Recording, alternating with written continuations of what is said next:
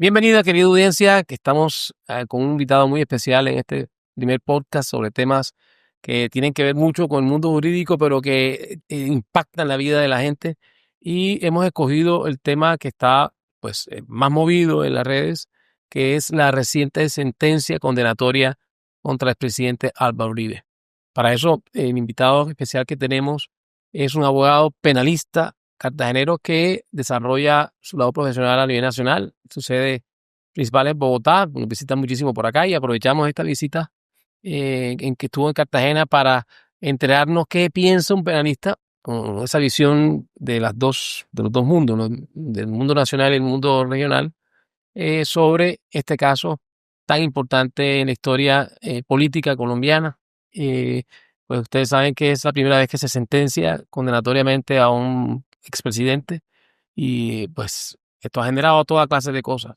Entonces hemos invitado por eso a Simón Hernández Gómez, quien nos va a contar su perspectiva, y le he pedido un favor antes de que comience esta grabación, que es que nos sustraigamos del personaje. No me gustaría que pensáramos en quién es el condenado, porque eso puede distraernos. Yo quisiera que nos concentráramos en el caso concreto. El caso concreto, como si fuera cualquier colombiano que estuviera condenado, para poder entender qué es lo que hace especial desde el punto de vista del derecho penal, por supuesto, su efecto político en la realidad colombiana.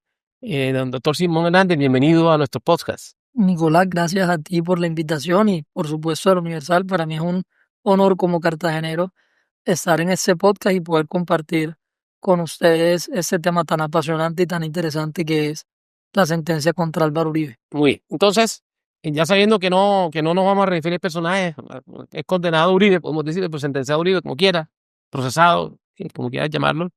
eh, ¿Por qué penalmente es relevante este caso? No políticamente, que ya sabemos que tiene que ver, ya sabemos políticamente, ¿por qué es relevante este caso? Así fuera el sentenciado, la persona más desconocida de este país, una persona oculta para los colombianos. ¿Por qué este caso es relevante? ¿Y qué es lo que lo hace tan interesante para el mundo del derecho?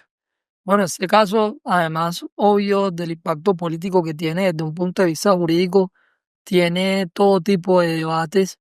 Creo que se abordaron aspectos que han sido analizados y controversiales desde el punto de vista jurídico de toda la vida en el marco del derecho. Tiene debates muy enriquecedores, dogmáticos y procesales, como por ejemplo lo es el tema de las interceptaciones cliente-abogado, si se puede o no interceptar a un abogado cuando habla con su cliente, bajo qué circunstancias, qué excepciones tiene. La figura del determinador, bien es sabido que a Uribe no se le imputa o se indica por el hecho de haber sido él quien de manera directa buscó y presuntamente sobornó testigos, sino que se le investiga por haber instrumentalizado o por haberse valido de un tercero, en este caso Diego Cadena, para contactar a esos testigos. Entonces, cuando aplica la figura de la determinación, qué requisitos tienen que existir, en qué consiste esa figura, y por demás otras miles de discusiones como el tema de la valoración de la prueba. Ya se ha hablado también del tema de los relojes espías, si es lícito, si no es lícito, cómo se tiene que valorar si la prueba está alterada, la misma condena en su contra, una condena de 12 años bastante fuerte para dos delitos que tienen un mínimo de 6 años. Entonces creo que el debate tiene de todo para el que le gusta el derecho penal, eh, Tiene muchos aristas. tiene muchísimas Bueno, aristas. aprovechándome de que tú me diste los temas que pueden ser más relevantes, y pienso que hay que incluir allí en ese análisis cómo es que se puede hacer seguimiento de grabaciones de conversaciones de una persona telefónicas sin que haya mediado una orden judicial para hacerla. Creo que ese tema también me parece importante, porque siempre estuvimos aquí como creyendo que uno no puede escuchar a nadie hablar, ni siquiera a un juez, si no ha habido una prueba ordenada en ese sentido. Aquí ya todos los colombianos sabemos que fue una casualidad, entre comillas. Qué difícil que haya no sea una casualidad hacerle seguimiento a un presidente. Eh, Creo que son cosas que están en el temario. Y voy a comenzar por lo que tú dijiste. Eh, para mí, esta sentencia, si es confirmada en todas las instancias, creo que va a cambiar el mundo del derecho. Voy a contar por qué. Cuando yo estudié Derecho, en ética, y en penal, en las dos materias ambas, vimos claramente cómo el sigilo profesional, abogado, cliente, es sagrado. Muy parecido a lo que ocurre con los periodistas. Esta es una casa periodística, aquí no hay manera de que un periodista sea obligado a revelar la fuente ni siquiera por un juez. Eso pasa en los confesionarios. Resulta que en este caso, una de las pruebas que se ha usado es escuchar a un cliente hablar con su abogado.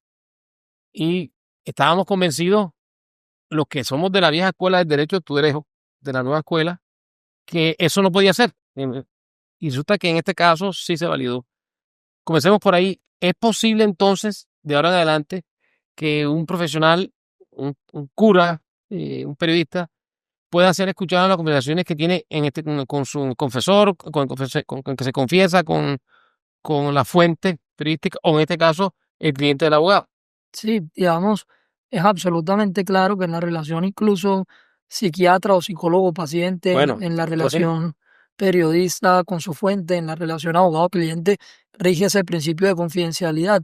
Y aún a pesar del fallo de Álvaro Uribe, yo creo que sigue siendo así. Lo que ocurre es que la interpretación que le da la juez, que le da incluso el tribunal y que le da la corte en su momento es que la conversación entre Diego Cadena y Álvaro Uribe no estaba protegida por la confidencialidad porque Cadena nunca radica formalmente ante la Corte poder de Álvaro Uribe Vélez, es decir, ellos no tenían un poder formal y Diego Cadena no actuaba como apoderado de Álvaro Uribe formalmente hablando, en tanto no radicó poder como apoderado de la parte civil en esa investigación que Uribe inicia contra Iván Cepeda.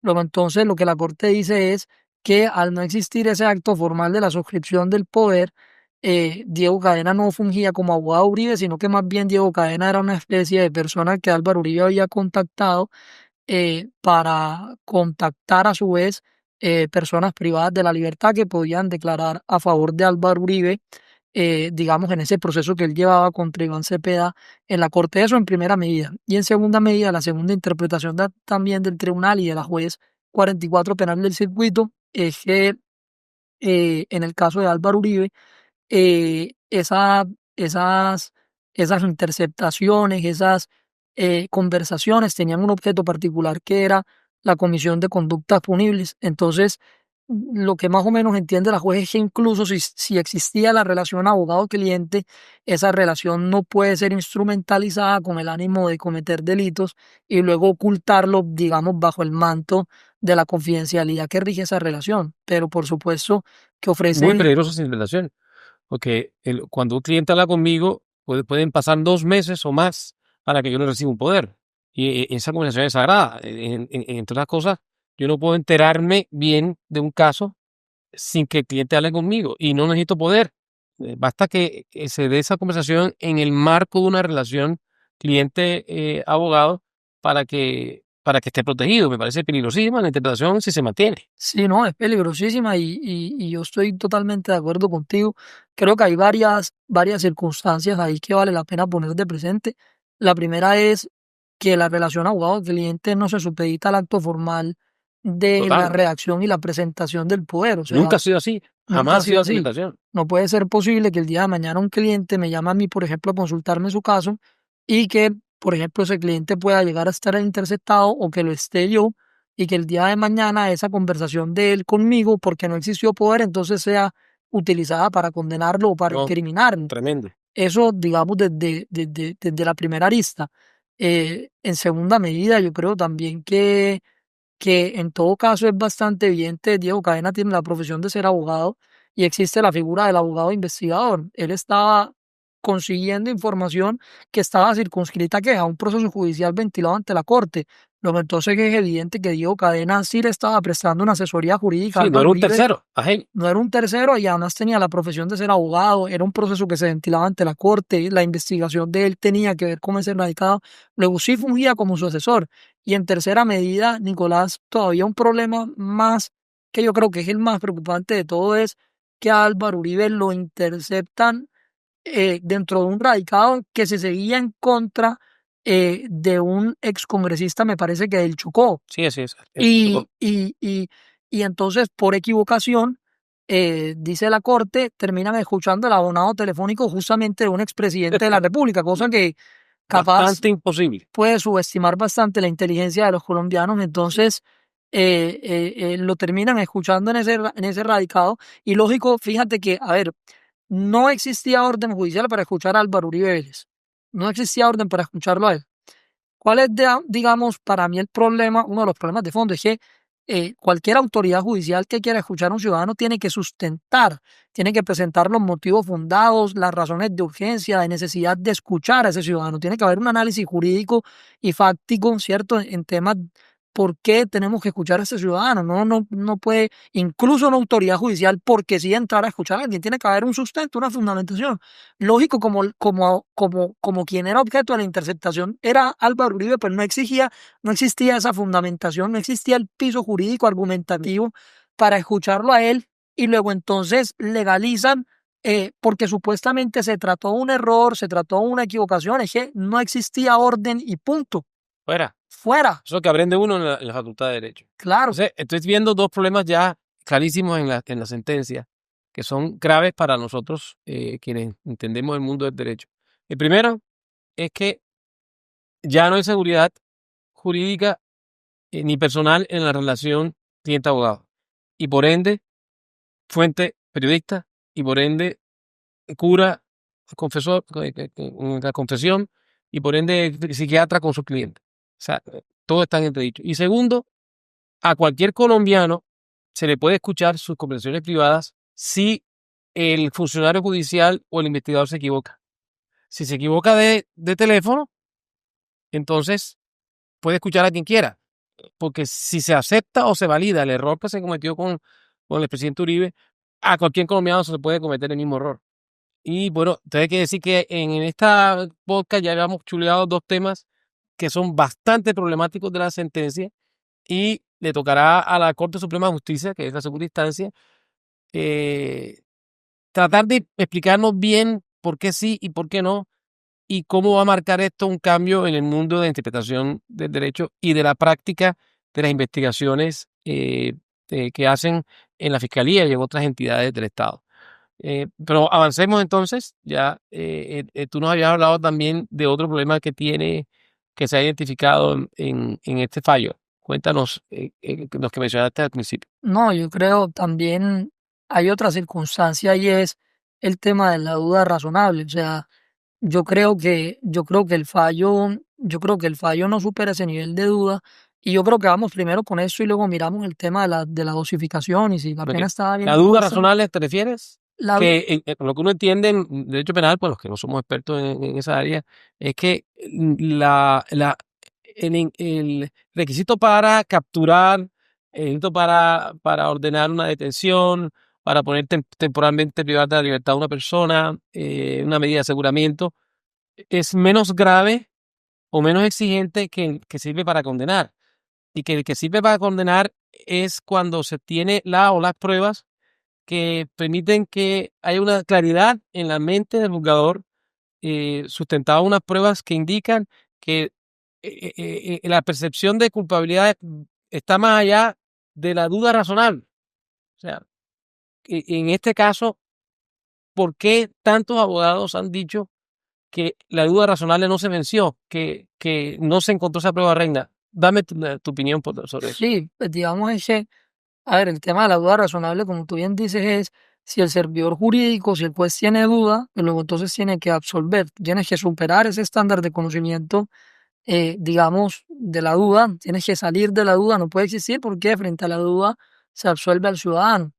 Y si hay algo que es percepción no solamente mía, sino de muchos juristas reputados y de muchos ciudadanos, es que no se supera el nivel o que no se supera el grado de la duda. Y eso es así porque, a ver, la fiscalía dice, la fiscalía divide su acusación, o la fiscalía avanza en este caso dividiéndolo en 7 episodios. 7 episodios en los que Álvaro Uribe Vélez presuntamente ordenó a Diego Cadena para que contactara paramilitares con el ánimo de que se retractaran o dieran versiones a favor de Álvaro Uribe Vélez, o mejor dicho, que señalaran más bien que Iván Cepeda había ofrecido algún tipo de beneficio a paramilitares para que dijeran que Álvaro Uribe había sido fundador del famoso bloque Metro y de otras, digamos, dependencias del paramilitarismo. Entonces, en ese sentido, lo que tenía que probar la fiscalía, más allá de la duda, era que Álvaro Uribe había sido quien dio la orden a Diego Cadena, al abogado investigador, quien impartió la orden, quien inequívocamente le pidió sobornar testigos. Si usted dice que Álvaro Uribe es determinador del delito de soborno, luego entonces tiene que probar que Álvaro Uribe, como determinador, le siembra la idea criminal a Diego Cadena de que soborne un testigo. Y si lo que está diciendo es que Álvaro Uribe es determinador de fraude procesal, que son los delitos por los cuales finalmente se le condena, entonces usted tiene que acreditar que Álvaro Uribe inequívocamente determinó, ordenó, llevó a este otro ciudadano a que incurriera en el fraude procesal. Y yo creo que eso no está nada probado, porque si tú miras en el juicio, si tú revisas el juicio, se habla mucho, digamos, del comportamiento del abogado investigador. Se dice mucho que contactó paramilitares, que hubo un ofrecimiento de dinero en uno de los eventos, que en otro hubo un ofrecimiento del recurso de revisión, pero no está probado de manera inequívoca, ni siquiera frente a la famosa prueba reina, que es este testigo Monsalve, que Álvaro Uribe hubiese sido quien le dio la orden inequívoca, quien le dio, digamos, esa directriz de, oiga, vaya y soborne testigo y ofrézcale esto a cambio. ¿Cómo intenta sustentarlo la fiscalía? Supuestamente esa relación, digamos, La orden criminal. la orden criminal. Intenta sustentarlo principalmente con las interceptaciones. Yo creo que no hay ninguna otra prueba. Y una de las interceptaciones es ese famoso procedador, doctor Diego, en el que el abogado investigador le hace a Uribe, le hace saber o le comenta que puede que él realice una supuesta demanda de revisión y entonces él dice, pues doctor Diego, usted sabe cómo hace las cosas. Pero a mí eso me parece... puede significar, confío en su criterio jurídico. Claro, claro, podría significar eso, por fuera de que ya la interceptación es ilegal, ¿no? Pero no está claro que en el fuero interno de Álvaro Uribe él supiera y él quisiera sobornar testigos. Es más, te cuento una anécdota también que fue objeto de debate en el juicio muy interesante y es que además de esa conversación hay otra conversación posterior entre el abogado investigador y el expresidente en el que él le dice al expresidente, oiga, yo esta demanda de revisión la puedo hacer porque yo como abogado puedo ofrecerle ese servicio, eso no tiene ningún inconveniente, ya yo lo consulté con algunos colegas.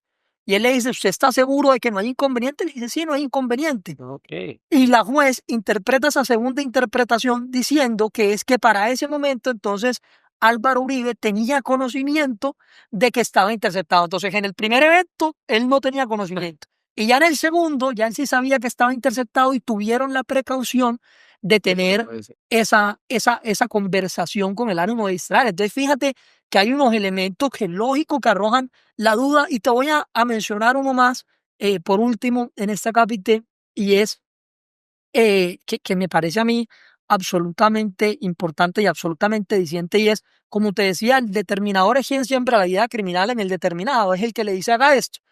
Y fíjate que la reunión o la llamada entre Álvaro Uribe y Diego Cadena, en la que Diego Cadena le comenta el tema de la revisión, es una conversación que ocurre con posterioridad a la reunión que presuntamente tiene el abogado investigador con el recluso en la cárcel. O sea, lo que ya había pasado ese momento. Ya ellos habían discutido el tema de la revisión. Ya él, si es que lo hizo, porque este otro ciudadano también está enfrentando un proceso y habría que ver qué ocurre ahí. Pero si es que aquello ocurrió, ¿cierto? Digamos que ocurre por voluntad, por ocurrencia, por estrategia del abogado investigador, que es quien tiene la conversación y de manera posterior le comenta a Uribe. O sea que Uribe, si la conversación ocurre con posterioridad, que está la interceptación de esa conversación en el famoso proceso doctor Diego, si la conversación ocurre con posterioridad, luego Álvaro Uribe no lo determina, no siembra la idea criminal,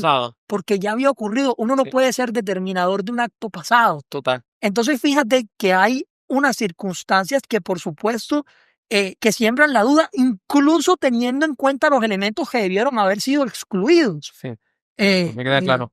Es decir, la duda razonable para analistas como tú no se pudo disipar. Por el contrario, hay elementos que permiten decir, si es responsable el presidente Uribe, no estamos seguros de que lo sea. O sea, no hay la certeza de que lo sea porque la prueba reina no está. Y Claro, y sobre este punto te quiero complementar.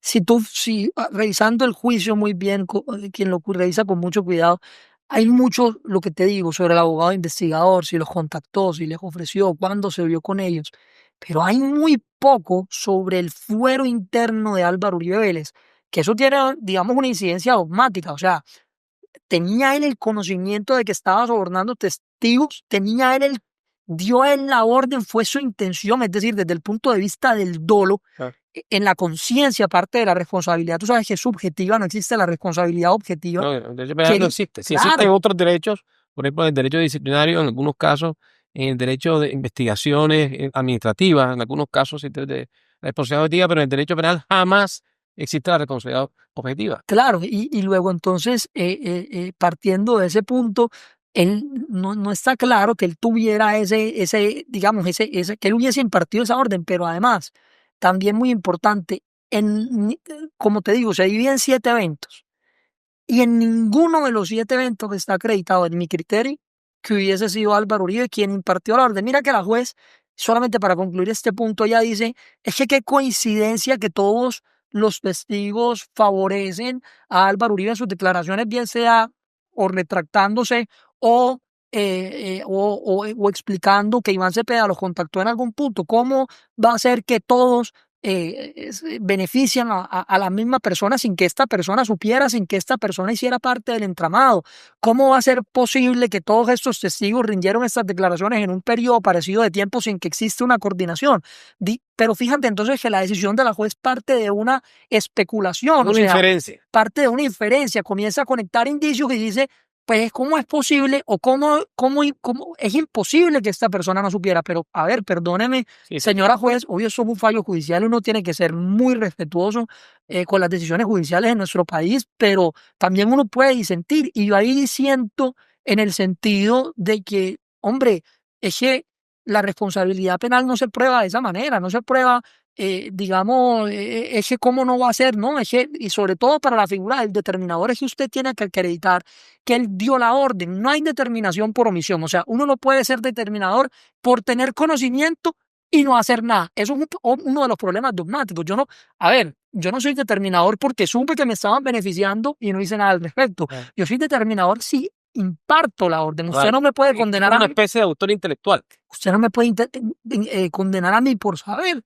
Entonces, lo que te digo, Nicolás, es, hombre, a él se le condena entonces, pareciera que por supuestamente tener conocimiento a través de una conexión de indicios, pero no se le condena, digamos, con la prueba reina. Y por lo que fue acusado, porque él fue acusado él fue acusado por ser determinador, por ser supuestamente la cabeza de un entramado criminal. No fue acusado por ser beneficiario, sino por organizar y dirigir e instrumentalizar al abogado Jaén. Y planearlo. Y nada, ni la planeación, ni la estructura del entramado criminal de su parte, nada de eso está probado. Eso se construye a partir del hecho de que fue supuestamente el último beneficiario. Tendríamos que chulear el tercer punto.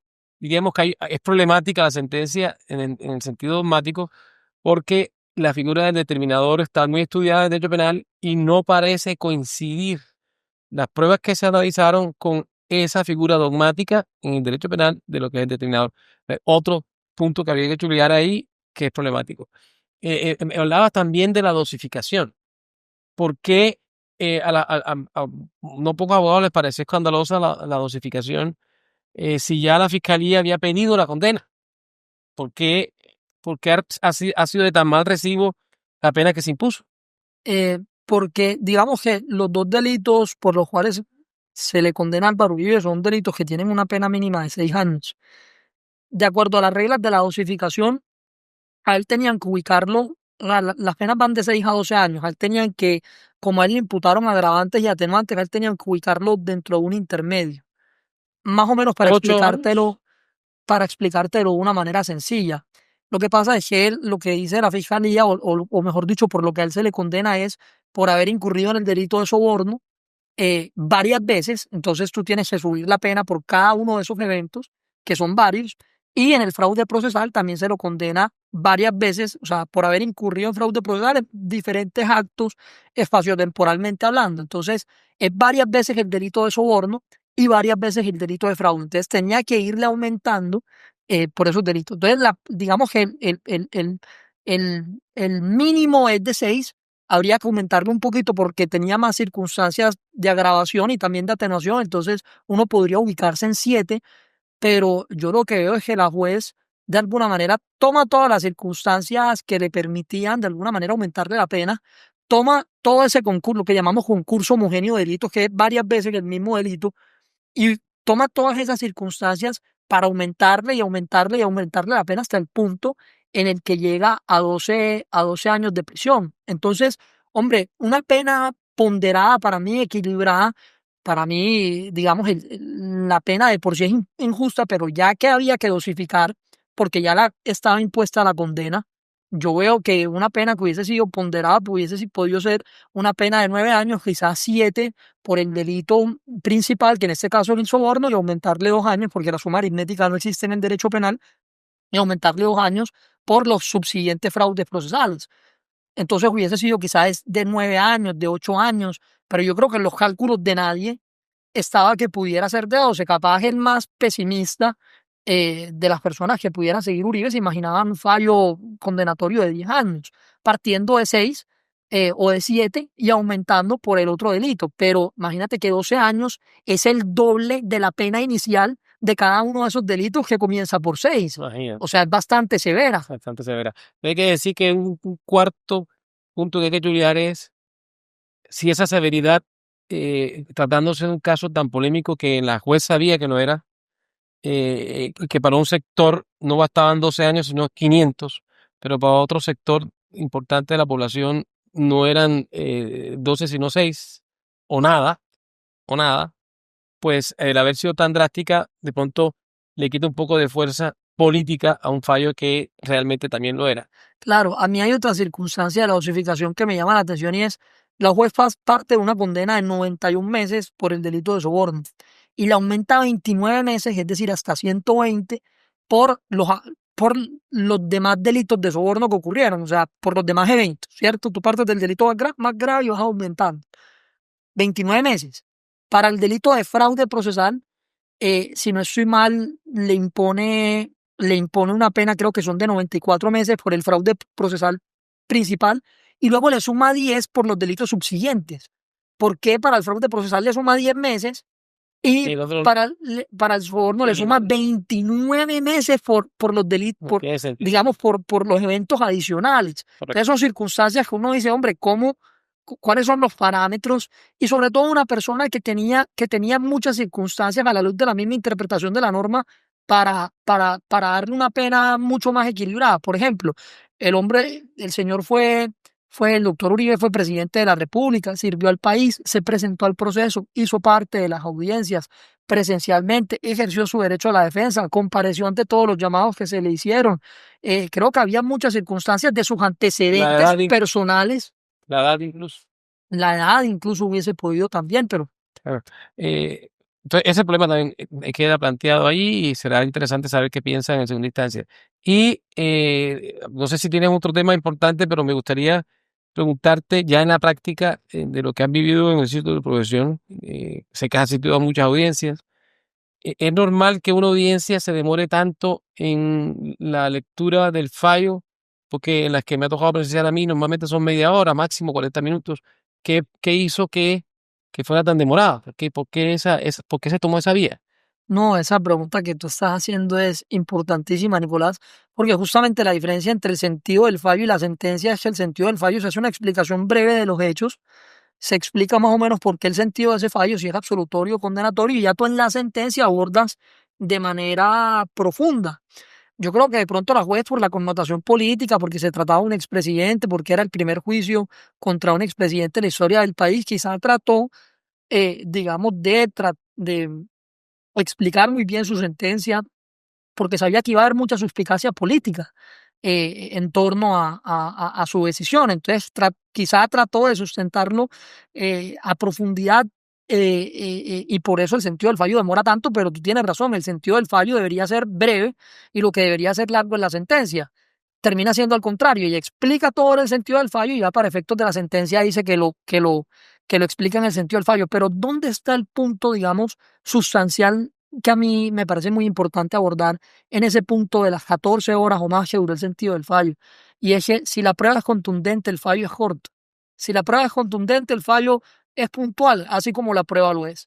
Pero si usted necesita 14 horas para sustentar una decisión en contra de una persona, atando todos los hilos habidos y por haber y haciendo todas las, perdóneme la palabra, quizá conjeturas que hay que hacer, pues entonces no es evidente que la duda está superada.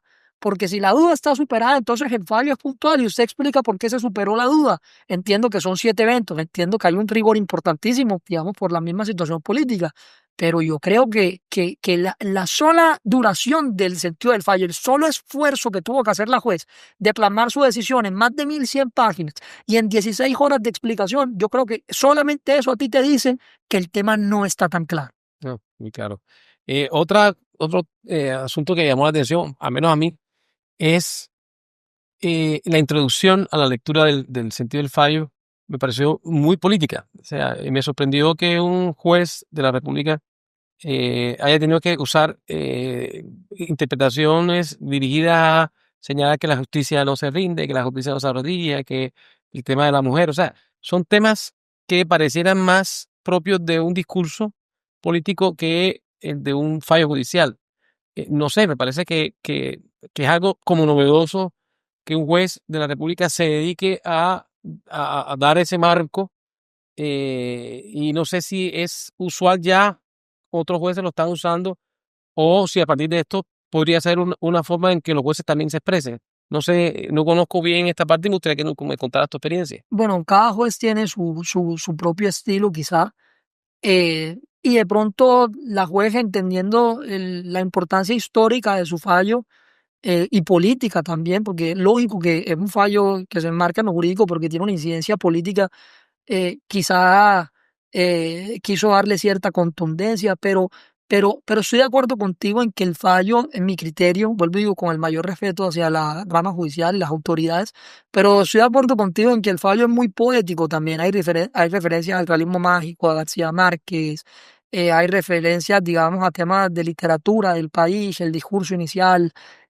sobre que la justicia está bien, pero creo que el fallo, vuelvo y te repito esa premisa, si la prueba era contundente, toda esta cantidad de referencias a la literatura y todas estas circunstancias poéticas que llamaron mucho la atención del fallo, sobraban, ¿cierto? No se necesitaba tanta literatura y tanta explicación de nuestra historia, digamos, para dar con algo que se supone debería ser contundente. Y más contundente debería ser cuando se trata de la condena contra un presidente. Y solamente, Nicolás, una apreciación mía es, lo preocupante para mí es el tema de garantías, porque es que se pierden muchos debates en temas de garantías. Una garantía de un ciudadano es no ser escuchado sin orden judicial. Esa garantía se transgredió. Una garantía de un ciudadano es no ser escuchado en sus conversaciones privadas con su abogado. Esa garantía se transgredió.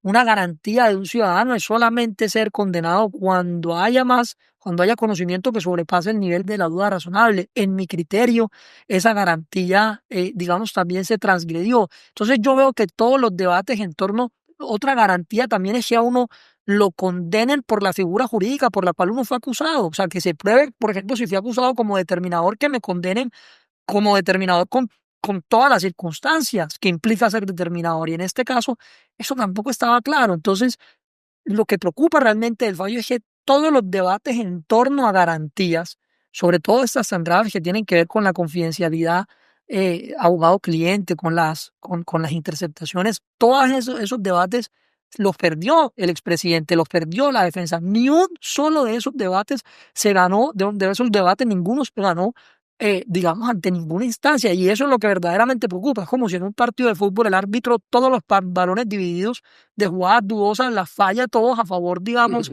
del mismo equipo, como para Sí. ponerlo en Sí, términos sí, lo entiendo. más simples. Y en este caso todos los debates en torno a garantías se perdieron, que eso es lo que preocupa. Muy bien. Y para terminar, ¿qué viene ahora? Y si ustedes los penalistas tienen algún pronóstico de lo que puede pasar. Bueno, ahora la defensa tendrá que sustentar por escrito su recurso de apelación. Ellos ya interpusieron una tutela. Bueno, otra circunstancia, Nicolás, qué pena, pero que me parece muy importante también, y es el tema de la orden de captura en primera instancia. Una garantía, volviendo al tema de las garantías, una garantía que tiene un ciudadano, y esta es importantísima, tan importante como las relativas a las interceptaciones y a la confidencialidad abogado-cliente, y es la garantía de que la boleta de captura, digamos, en mi contra, salga con un fallo definitivo. Ya la Corte ha dicho en suficientes oportunidades que la libertad es la regla general y la privación de la libertad es la excepción. Luego, si se quiere librar una orden de captura, privar de la libertad a un ciudadano con una sentencia de primera instancia, porque con la sentencia de primera instancia no está derrotada la presunción de inocencia, sino cuando quede Así es. firme, debe el juez argumentar muy bien la urgencia, necesidad, proporcionalidad de esa medida, porque esa medida de privación de la libertad en primera instancia es preventiva, no punitiva, porque aún la sentencia, el No es el fallo no firme. está en firme. Claro, sí. Entonces es una argumentación, un sustento parecido al que tiene que ocurrir en la medida de aseguramiento. Ese sustento estuvo muy blando en la sentencia de primera instancia.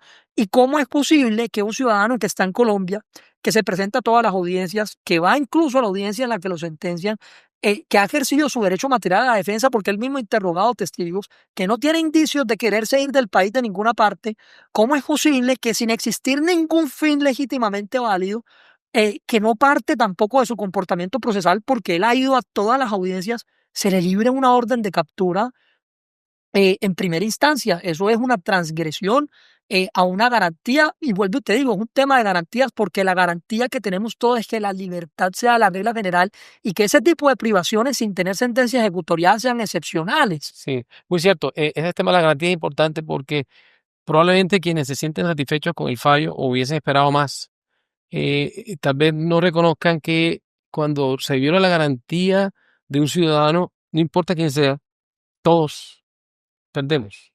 Porque cualquiera de nosotros puede llegar a estar en una circunstancia similar.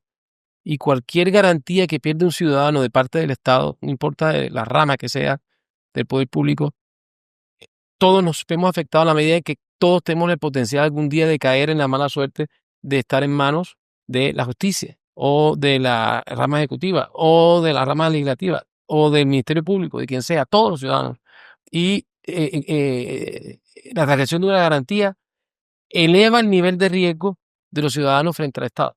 El individuo se pone en una desventaja cuando la Constitución dice todo lo contrario.